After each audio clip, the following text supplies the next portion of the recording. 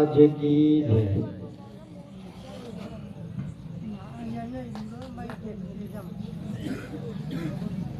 આમ તો અત્રે પધારેલા સદગુરુ મહારાજ આચાર્ય સાહેબ શ્રી, ગામ તો ઘણું દૂર છે અહીંથી, પણ ખાસ કહેતા એટલો આનંદ થાય. દરેક જગ્યાએ કહું છું, કારણ સાહિત્યકાર હોય ને સાહેબ, કલાકાર, સાહિત્યકાર, કથાકાર, પત્રકાર, ગમે તે એક્સિડન્ટ કરે. જીજે વન પાર્સિંગ છું એટલે તમે સમજી ગયા છો. નોકરી જીજે ટુમાં કરી છે. મુહાર મારું કાઠિયાવાડમાં થાય ને લગન ચરોતરમાં થયો છે મારું, એટલે લગભગ એવું હું મલ્ટી પર્પઝ. ભાષા હોય ને, 10 વર્ષથી બિહારી ગુજરાતમાં રહેતો હોય પણ એ ગુજરાતી ગમે એટલું બોલે પણ આપણને ખબર પડી જાય કે આ ગુજરાતી નહીં. એનું કારણ છે સાહેબ, the grammar is a language of heart. Grammar એ ભાષાનું હૃદય છે સાહેબ.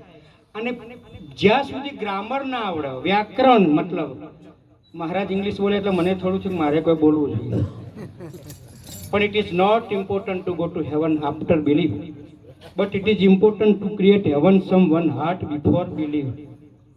આમાં તમને એવું લાગતું કે દરબાર બહુ ભણ્યા? ના, હું બેસો જ ચારું જો તમને ચોખવટ બંધ કહી દઉં. બીજું અહીં કઈ વટ પાડવા નથી બોલતો, પણ ગઈ વખતે કીધું હતું કે ભજનનો જે રેલો છે ને, અમારે તો ગામમાં ભજનનું નખો જ નીકળી ગયું. કોકનો ભજન હોય ને તો એક દોઢ ડાયો દિવાળીના આગલા દાર જન્મેલો કે બહેરા મંડળ રાખી દો, જોકે અમને એનો વાંધો નહીં. ભજન શું છે કોઈને સમજાવ્યું જ નથી, પછી રાખા જ નહીં.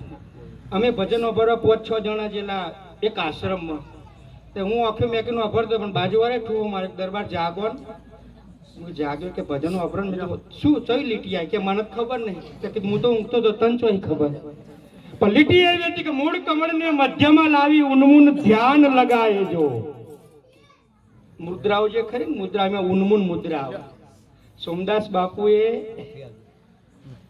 હું તો એમના રૂબરૂ નહીં મળ્યો પણ એમનો વખાણો અભર્યો સાહેબ, અને જ્ઞાન યજ્ઞ સાહેબ લખેલો છે. સોમદાસ બાપુનું નામ ખરેખર એમના જ એક શિષ્ય દ્વારા એમનું જે વાત કરીને એ તો હું ના કરી શકું સાહેબ. સ્વર જ્ઞાનથી લઈ શબ્દ જ્ઞાન તો છોડી જ દો સાહેબ, પણ એટલું મોટું જ્ઞાન હતું સાહેબ. અને એમના શિષ્યની અંદર જે જ્ઞાન મને જોવા મળેલું, પછી તો મને એમ લાગ્યું કે ના કોઈ મહાન વિભૂતિ છે. 1-2 વાર એમના ત્યાં ઘેરે જઈ આવ્યો, એમના શિષ્યોને મળ્યો, અને સાહેબ વાત જ જુદી છે. બડો કદી બડાઈ ન કરે, બડો ના બોલે બોલ, બડો કોઈ દી એમ ના કે મારું આટલું છે મોલ. હા, ઘણા નિરાંતના સંપ્રદાયના હું મેળાવડામાં ગયેલો સાહેબ, અને મને ખ્યાલ છે કે કુડાસનો ગોડારામ મહારાજના તો ગયેલો. મેં નિરાંતના એવા મહારાજ જોયા સાહેબ, એટલું બધું જ્ઞાન ભર્યું હોય પણ જો હરફ ઉચ્ચારતા કોઈ બોલવાનું જ નહીં. અને ઘણા એવું કરે કે ખખડાઈને કાઢતા હોય ને એવું એ કરતા હોય છે, તો અમને ખખડાવે છે એટલું છે ટકોરો મારીને તુકારામના ગોળી. પણ સાહેબ, it is not important to go to heaven after believe. મર્યા પછી તમે સ્વર્ગમાં જાઓ એની કોઈ કિંમત નથી, but it is important to create heaven some one heart before believe. તમે જીવતા જીવ કોકના હૃદયમાં જો સ્વર્ગ બનાવી દો ને તો એ મોટામાં મોટું. અને એ કાર્ય આ જગ્યા જે કહેવાય કે નિરોધ મંડળ, અમારું ભક્ત મંડળ, એ કાર્ય અત્યારે કરી રહ્યું સાહેબ. બાકી અત્યારે કનો ટાઈમ છે સાહેબ. સાહેબ, તાડકાનો, સુબાહુનો અને મારીચને મારવા માટે વિશ્વામિત્ર જનકની નગરીમાં ગયા, અને એ વખતની ચોપાઈ કે વિશ્વામિત્ર મહામુનિ આયે. જેવા તેવા નહીં, મહામુનિ આયા ચોપાઈ છે સાહેબ. અને એ વખતે વશિષ્ઠને ચોખ્ખી કહી દેલું કે તમે તો બોલતા જ નહીં. વિશ્વામિત્રે ચોખ્ખી ઘસીને કીધું કે હું તમારે, તું તો કંજૂસ છું.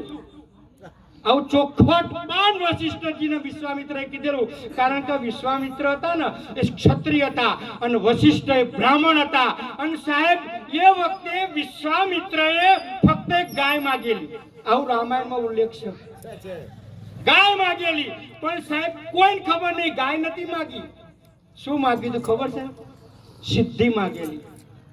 એટલે વિશ્વામિત્રને વશિષ્ઠાએ આપીને કે આ દરબાર છે, અમનું ઠેકાણું નહીં, ક્ષત્રિય છે ને ગમે તો એનો ઉપયોગ કરીને ચોક દહાતા કરી દે, એટલે એ વખતે નથી આપી.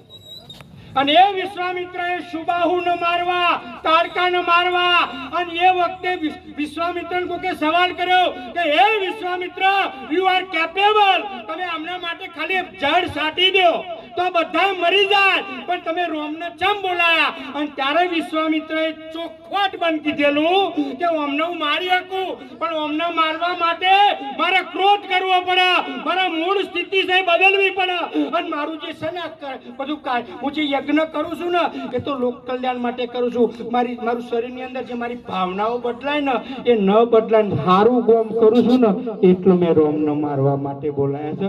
આ હારું કરવા વાળા હોય ને અને પછી નિરોધ સંપ્રદાયમાં આવી અને ગુરુના ચરણમાં જઈ અને ક્રોધ અને અહંકાર મુકાઈ દે ને એનું નામ સદગુરુ મહારાજ. ખૂબ ખૂબ આભાર. વધારે કારણ કે લોક સાહિત્યકારને બોલવા માટે બહુ જુઓ, પણ તમને બધાને ખબર ના હોય તો મારો ફેફસો 81% થઈ ગયો છે.